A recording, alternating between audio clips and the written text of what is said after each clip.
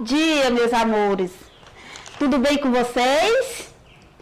Estão prontos para assistir a nossa aula de hoje? Vamos observar como está ligado através dessas redes todos esses serviços, essas informações. Então, preste atenção no nosso conteúdo. Vamos começar? Vamos observar o que é rede? Vamos compreender e aprender juntos.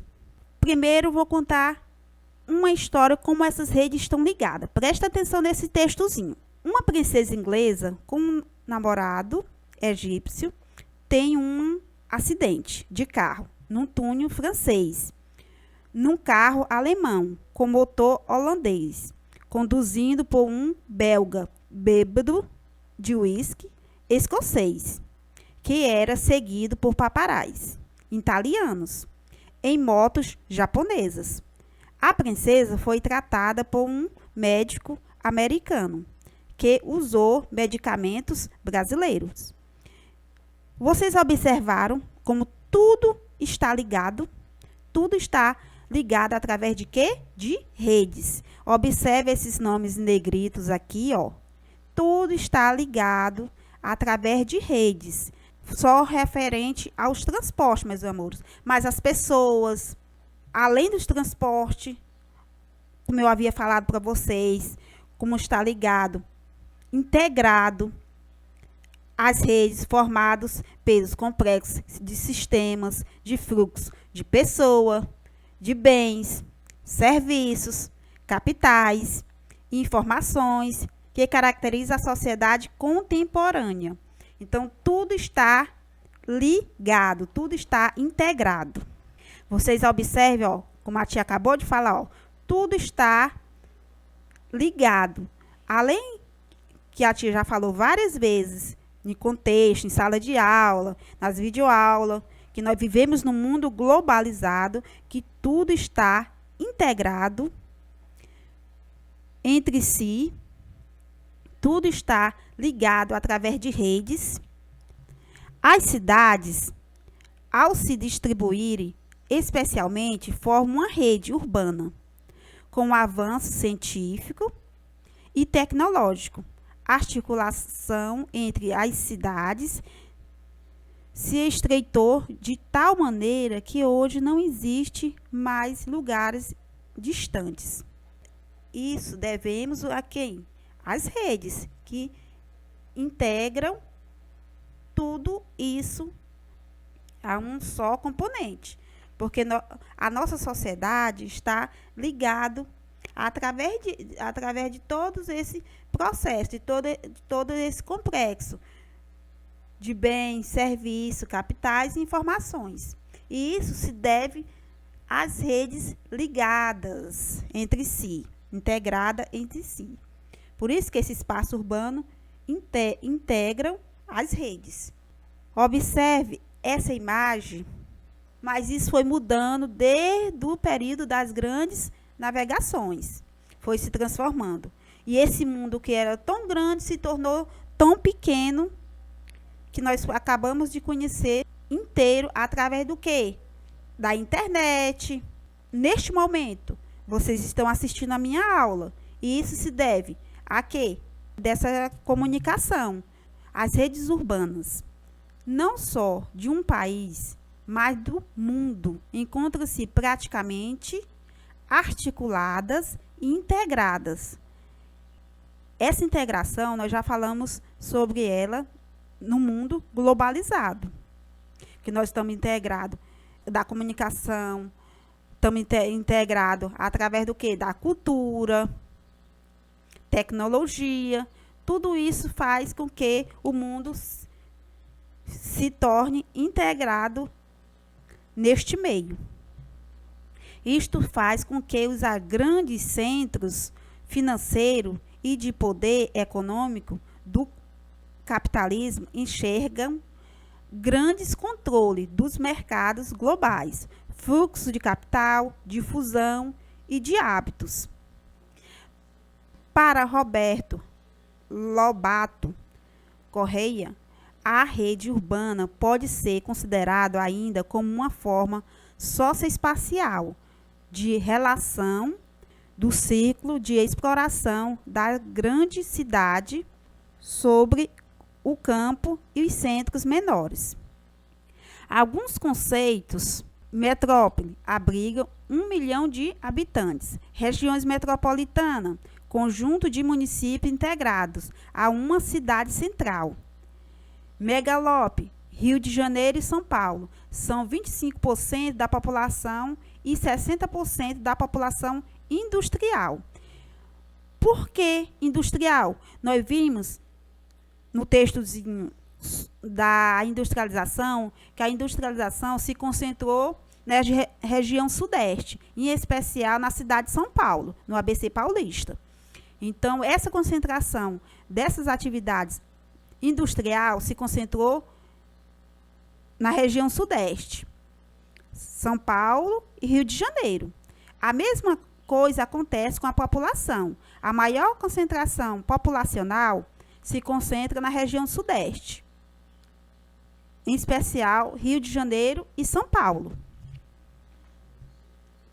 As megacidades, cidades com 10 milhões de habitantes, cidades globais, cidades que exercem influência no mundo.